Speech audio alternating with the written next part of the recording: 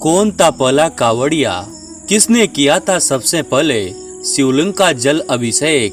सावन का महीना आते ही हर कोई शिव की भक्ति में झूमने लगता है। इस पावन त्योहार में पूरे उत्तर भारत और अन्य राज्यों से कावड़िए शिव के पवित्र धामों में जाते हैं तथा वहां से गंगा जल लाकर शिव जी का जलाभिषेक करते हैं। कावड़ियों का नंगे पैर बहुत दूर चलकर गंगा जल लाना होता है तथा शर्त यह होती है कि कावड़ी शिव कावड़ को जमीन पर नहीं रखता।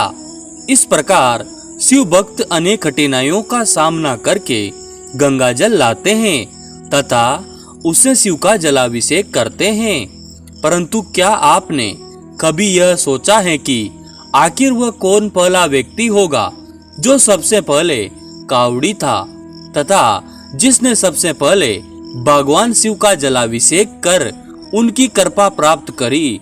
वह इस परंपरा का आरंभ हुआ। एक बार राजा शस्त्रभाव ऋषि जमदग्नि के यहाँ पधारे। ऋषि जमदग्नि ने उनका बहुत अच्छी तरह से आदर सत्कार किया। उनकी सेवा में किसी भी तरह की कमी नहीं आने दी।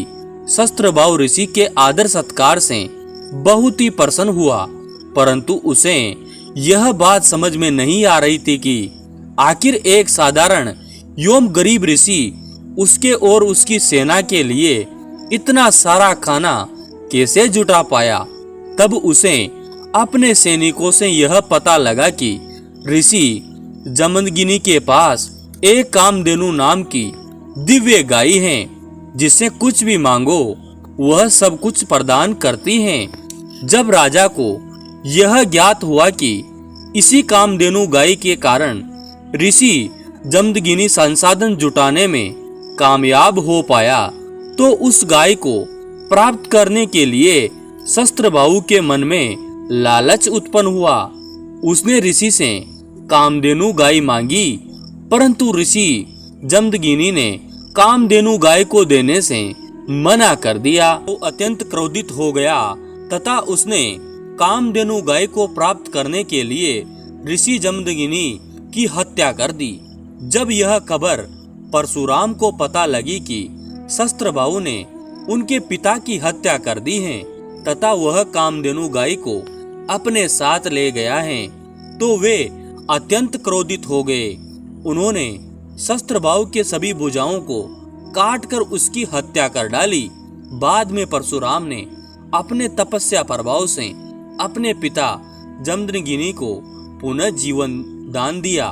जब ऋषि को यह बात पता चली कि परशुराम ने शस्त्रभाव की हत्या कर दी, तो उन्होंने इसका पश्चाताप के लिए परशुराम जी से भगवान शिव का जलाभिषेक करने को कहा। तब परशुराम अपने पिता के आज्ञा से अनेकों मीलों दूर चलकर गंगा जल लेकर आए तथा आश्रम के पास ही शिवलिंग की स्थापना कर शिव का महाभिषेक किया। वह उनकी स्तुति करी। जिस क्षेत्र में परशुराम ने अलौकिक शिवलिंग स्थापित किया था, उस क्षेत्र का प्रमाण आज भी मौजूद है। वह क्षेत्र उत्तर प्रदेश में आता है तथा पूरा महादेव के नाम से प्रसिद्ध है। हर हर महादेव।